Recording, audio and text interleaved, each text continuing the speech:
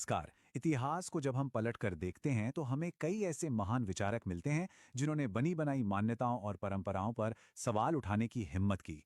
आज हम दुनिया के कुछ ऐसे ही महान संशयवादियों की यात्रा पर निकलेंगे जिन्होंने ईश्वर और धर्म की धारणाओं को चुनौती दी। तो इस पूरी बातचीत को एक बड़े सवाल से शुरू करते हैं। इन सभी महान संशयवादियों में, चाहे वो किसी भी देश या किसी भी जमाने के रहे हों, आखिर वो कौन सी एक बात थी जो समान थी? चलिए इसी सवाल का जवाब ढूंढने के लिए इतिहास के पन्नों में थोड़ा और गहरा उतरते हैं। सबसे पहले तो ये समझना जरूरी है कि दैवीय सत्ता पर सवाल उठाने का मतलब सिर्फ ये कहना नहीं होता कि ईश्वर नहीं है। नहीं, ये विषय इससे कहीं ज्यादा गहरा और पेचीदा है, खासकर जब हम पूर्वी दर्शन की बात करते हैं। अच्छा, इस शब्द को देखिए, नास्तिक। भारतीय दर्शन में नास्तिक शब्द का मतलब पश्चिमी एथिस्ट से थोड़ा अलग है। नास्तिक वो है जो वेदों की सत्ता को, उनके अथॉरिटी को नहीं मानता। इसका यह मतलब जरूरी नहीं है कि वो ईश्वर को नहीं मानता, बल्कि वो स्थापित नियमों और ग्रंथों को चुनौती देता है। तो यहां दोनों के बीच का फर्क एकदम साफ हो जाता है। एक तरफ है भारतीय नास्तिक दर्शन, जिसका पूरा ध्यान शास्त्रों के अधिकार पर सवाल उठाने पर है, जैसे बुद्ध और महावीर ने किया। और दूसरी तरफ है पश्चिमी एथिस्ट की सोच, जो सीधे सीधे ईश्वर के अस्तित्व को ही नकार देती है। ये एक बहुत ही जरूरी और बारीक फर्क है। तो चलिए अब थोड़ा और पीछे चलते हैं, प्राचीन भारत की ओर। उस दौर में भी कई ऐसे दर्शन थे जो मुख्य धारा की सोच को सीधी चुनौती दे रहे थे। और ये सिर्फ आध्यात्मिक ही नहीं थे, इनमें कुछ तो पूरी तरह से भौतिकवादी थे।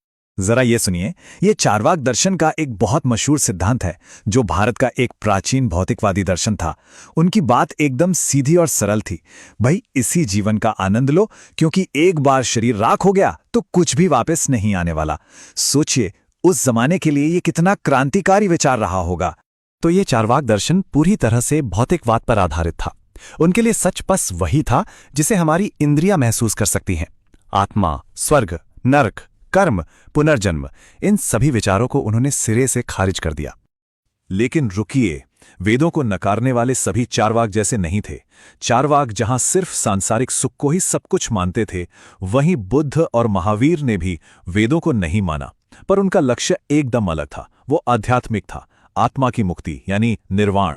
बुद्ध का ये कथन अपने आप में सबूत है कि उन्होंने आंखें मूंदकर विश्वास करने की जगह निजी अनुभव, जांच पड़ताल और तर्क को कितना ज्यादा महत्व दिया। उन्होंने कहा कि हर चीज को अपने अनुभव और विवेक की कसौटी पर परखो, फिर मानो। अच्छा, तो ये तो हुई पूरब की बात। अब चलिए जरा पूरब से पश्चिम की ओर को कितना ज्यादा महत्व दिया। उन्होंने कहा कि हर चीज को अपने अनुभव और विवेक की कसौटी पर परखो, फिर मानो। अच्छा, तो ये तो हुई पूरब की बात। अब चलिए जरा पूरब से पश्चिम की ओर चलते हैं और पश्चिमी दर्शन के एक ऐसे स्तंभ से मिलते हैं जिसे उसके तीखे सवालों की वजह से गड फ्लाई कहा जाता था। मतलब एक ऐसी मक्खी जो लगातार भिन-भिनाकर परेशान करती रहे। ये शब्द हैं सुकरात के।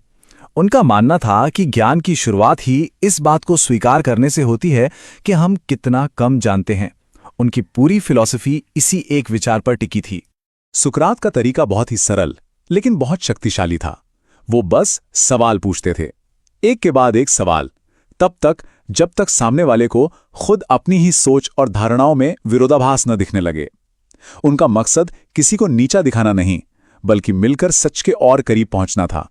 लेकिन लगातार सवाल पूछने की ये कीमत उन्हें अपनी जान देकर चुकानी पड़ी। एथेंस के शासकों को सुकरात के विचार इतने खतरनाक लगे कि उन पर युवाओं को भटकाने का आरोप लगाकर उन्हें जहर पीने पर मजबूर कर दिया गया। ये दिखाता है कि विचारों में असल में कितनी ताकत हो सकती है। चलिए अब जरा आधुनिक युग में आते हैं और देखते हैं कि ये जो दार्शनिक सवाल थे वो कैसे सामाजिक बदलाव के लिए एक बहुत बड़े आंदोलन में बदल गए। 20वीं सदी के महान समाज सुधारक पेरियार के ये शब्द उनके तर्कवाद की ताकत को दिखाते हैं। वो सिर्फ ईश्वर के अस्तित्व को नहीं नकार रहे थे, बल्कि वो धर्म को सामाजिक शोषण का एक बहुत बड़ा जरिया मानते थे। और पेरियार के विचार सिर्फ बातों तक सीमित नहीं रहे।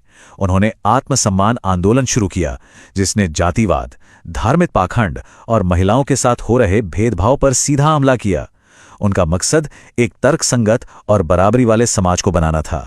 तो हमने चार्वाक से लेकर सुकरात और फिर पेरियार तक की एक यात्रा की। ये सब कितने अलग अलग विचारक थे, अलग अलग समय, अलग अलग संस्कृति से, तो फिर वो कौन सा एक धागा है जो इन सबको एक साथ जोड़ता है? इन सभी में जो एक बात समान थी, वो थी बौद्धिक साहस। बिना किसी डर के स्थापित मान्यताओं पर सवाल उठाने की हिम्मत और तर्क की कसौटी पर हर चीज को परखने का साहस। उन्होंने आंख बंद करके किसी भी बात को मानने की जगह उसे जानने को चुना।